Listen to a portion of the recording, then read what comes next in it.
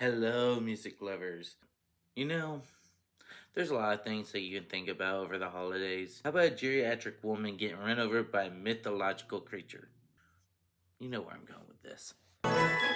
Grandma Got Run Over by a Reindeer is a movie made in 2000 with Dr. Elmo, the song creator, as the narrator, and it starts in a cold setting near a house. Grandma got run over by a reindeer, walking home from our house Christmas Eve. You can say there's no such thing as Santa, but as for me and Grandpa, we believe. And as incredible as that was... Dude, did he really say his grandmother getting run over was incredible? Well, anyway, we're giving a flashback to the day prior. In Grandma's store where she sells her wares on the holidays. She sold decorations, handmade toys, at least one of anything you could imagine for the holidays. That's me, Jake Spankenheimer. Spankenheimer. That's me, Jake Spankenheimer. Your main character is Jake Spankenheimer. Okay, sure. Enter Cousin Mel, a greedy woman who wants to make money by any means possible. Grandma has another opinion. Money? Ugh, I'd say we make enough. I originally was wrong in thinking there were two villains when there's only one. Depends on how you look at it. What I really like is the historical facts that get played out when Jake asks his mother if there's really a Santa Claus, and her reaction is right on the money and something I don't really hear too often. Historically, there was a Saint Nick who, with a loving heart, filled children's shoes with gifts of all sorts. So Santa today represents the true meaning of Christmas, giving to others. That's a great lesson. It should be taught more when making up the tree for the season. Ah! Never forget the time I had to use a beaver for a chainsaw. Last time you told it was a woodpecker. It's 2025. I don't judge. At some point later on, a man walks into the store. The day I met the most powerful man in Cityville. Professor Utonium? Austin Bucks, CEO of the Cityville Own All Corporation. Oh, of course. Silly me. I'm aware it's Townsville. It's a joke. Get over yourself. It seems he's here to buy Grandma's store. She seems to be busy. Right now, Grandma Elfenheimer is reading to the kids. Grandma Elfenheimer. Mr. Austin Troll Bucks. I'll admit, I thought this guy was going to be a jerk character, but I actually think he might be my favorite character in the whole show. Yes, he's greedy. Yes, he's trying to buy the store. But he's not on the same level as like Cousin Mel. With their cellular phones and fax machines, email. Let's not forget terrible Christmas specials. Jewel of my empire. Picture it. Gifts delivered new sleigh-mobile. Jake, do you think I should sell the store? Are you kidding? I love this place. Kid, what's wrong with your eyes? God, you're creepy. So Cousin Mel gets his number and plots to keep the store as he leaves. Real quick, while I'm still here talking about Cousin Mel, can I say that these designs are hideous to look at? Anyway, Cousin Mel tried to convince Granny to sell the store. Grandma, if this store were mine, I'd sell it. Cousin Mel, this store will never be yours. We'll see. Cousin Mel was wrong. You can keep a store going on goodwill and baked goods. Oh yeah, sure. Yeah, you can make your rent do with baked cookies and muffins. And if you believe that, there's a nice 3-story house I would like to sell you on the East Coast. The way I see it, you can divide the world into two groups. People who like fruitcake and all the rest of us.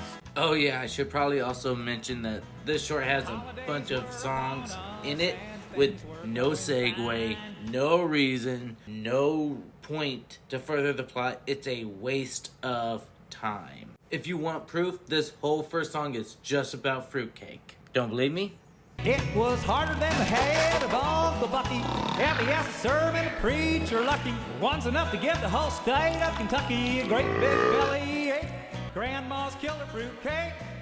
So Cousin Mel decides to pull a Diddy or a Bill Cosby and pour something into the fruitcake mix. I don't know who buys your cakes and cookies, but this will for darn sure make everyone sick.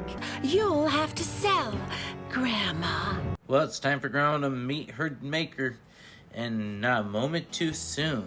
She forgot her medication, and Dr. Elma is starting to sing, "Oh no, not again." She'd been drinking too much eggnog. You've been drinking too much eggnog.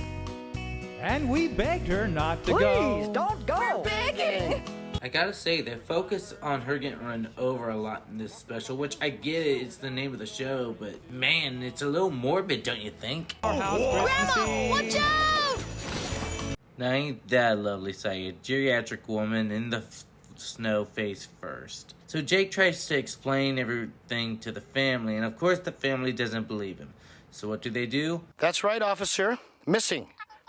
Hit by Santa's sleigh. Yes, we've been drinking eggnog.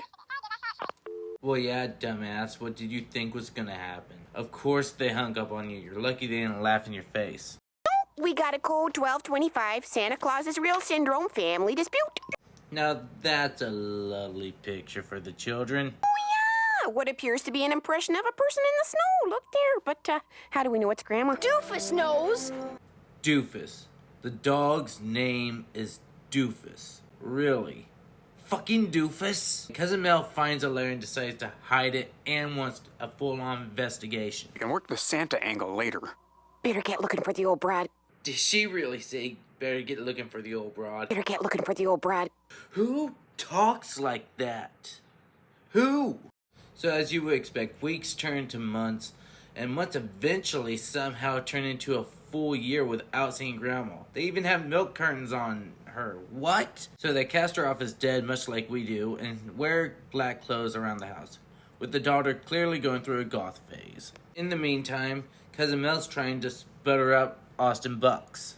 Unfortunately, your name's not on the deed, just Grandma and Grandpa's, but if Grandpa agrees, then I could buy the store. So Cousin Mel butters up Grandpa to try and get him to sign. All you have to do is sign. Sing? No, sign. Sure. So sign.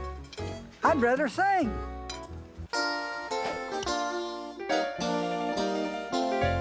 Grandma spending Christmas with the superstars.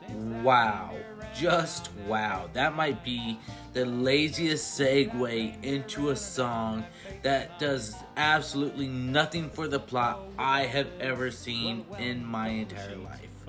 On top of that, it shows granny panties. This is supposed to be a kid's movie? Really? Okay, I'll sign. Oh, this is easier than I thought.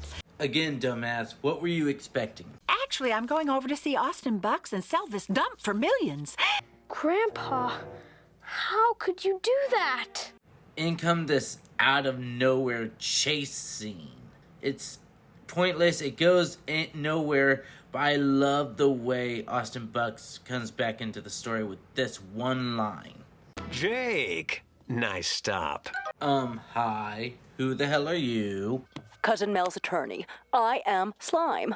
You said it, not me. Oh yeah, that was such a sick burn that we really needed a pause for it. You're right, movie. You got it, kid. This deal doesn't close till the end of the week. And this is why I like Austin Bucks. Yeah, he's gritty, yes, he's a businessman, but he's also fair and does it by the book. On top of that, he gives Jake great advice. If you really believe Grandma was run over by Santa's reindeer, then find him. So Jake sends an email to Santa and has faster connection than they did in Casper's movie, as it makes itself all the way over to the North Pole in what seems to be like a matter of minutes. And of course, the North Pole will have an immediate fax machine on top of that as well. If I could meet just one stinking person who understands the holidays are about human kindness. So the big man reads the letter and knows exactly what to do. Grandma Spankenheimer? Grandma Spankenheimer? Classic case of amnesia, can't remember a thing. So the head elf heads over to Jake's house to try and explain the whole situation. The genuine article.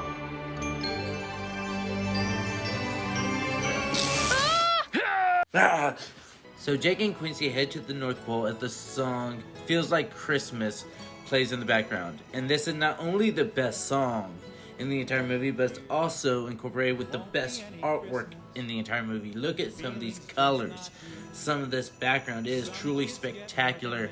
And the song is a great song to listen to. If you have not heard it, go ahead and check it out. I thoroughly recommend it.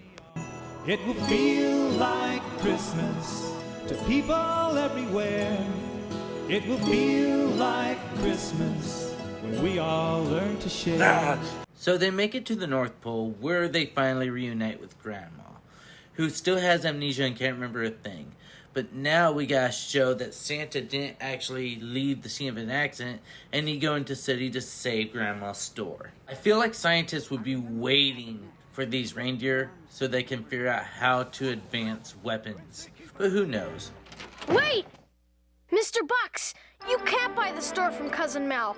It's not hers to sell. Of course, Austin Bucks surprisingly doesn't believe him. Not to embarrass you, but I'm afraid anybody can put on a big red suit, false beard, and call themselves Santa Claus. You're Austin Bucks. When you were 6 years old, you wanted a Lieutenant Neutron action figure. Lieutenant Neutron? So after Bucks geeks out, Santa goes into the story of what actually happened. Something went haywire with his reindeer, and that's why they ran her over. Thanks for straightening out this whole mess, Santa. Grandma! We couldn't find her anywhere. She's missing again. I demand that you have Santa arrested for the disappearance of Grandma. I don't think that's your tagline. Your tagline is, oh my god, Santa's real, and he kidnapped future Mrs. Claus. Actually, no, it was Cousin Mel and her slime attorney. Santa Claus must be worth a fortune. Your share as Grandpa's financial advisor is... woof. Grandpa's gonna sue the pants off of Santa. That's what Grandpa's gonna do. God, it doesn't help that these songs are not that great. The lyrics are simple. The ideas aren't even that much original. And quite frankly, they're not even sung that great, if I'm being 100% honest with you. Out of all the songs, there's only one good one. I have a problem with that. So they follow Cousin Mel to her shady cabin where they're keeping Grandma, and this happens. If that's your car parked down by the road, you better check it out. Some bears are hanging around it. If she drove there, then how did Jake and Quincy follow her all the way to the cabin? And now the special's ruined. Of course they come down through the chimney because life's a joke, and they find Grandma as well as all the evidence they need to go back to court and prove Santa's innocence. Jake, what am I doing here? Great, she's back to normal. Now the only thing left is a court case with jargon that's too confusing for any kid to truly get. Jury reached a verdict. Order in the court! Your Honor, there are still the charges of sleigh-hicular hit and run and leaving the scene of an accident. She objects. Overruled. Continue. State's evidence number 12. Right. In the name of justice, we eat fruitcake. I mean, seriously, what kid knows this much about how the court system works? Oh, and it doesn't stop there. There's plenty more where that came from. And I suppose Jake has an answer to the charge of leaving the scene of an accident? Doofus does. Fucking doofus. And I object! This is a note Santa left at the accident scene explaining everything. Dust it for fingerprints. So with all the evidence weighed before her, Cousin Mel finally admits to all of her wrongdoings. I made Grandpa sign over his rights to the store. And? I'm behind this evil trial. And I hate the goody-goody feelings of Christmas. Arrest this woman for obstructing justice and almost ruining Christmas. Bucks gets one more good shot in before she leaves. Babe, you look great in stripes. And that was Grandma got run over by a reindeer. At the end of the day, everyone is saved, Christmas is upon us, Santa gets freed, and Grandma's with her family. I don't want to buy it. I want to franchise it. Open Spankenheimer general stores all over the country. But of course, we couldn't end except on a joke. What? Oh no! Reindeer nip! Not again! Grandma got run over by a reindeer. Honestly, it's a shame that this didn't turn out as great as it could have. This movie had potential. The art style is fantastic in terms of the backgrounds. There's one good song, and of course, anything with Austin Bucks is absolutely fantastic. But the songs come out of nowhere, they're not needed, and quite frankly, it's just a waste of your time. I'd recommend you don't. There's still plenty more of Carolcember to come, so thank you guys. Please leave a like down below. Comment what you guys want me to review. If you like music and want to hear some of my own, go to my TikTok or my Instagram under Jada Fox, and you can find it there. Thank you guys so much, and I'll see you in the next video. Later.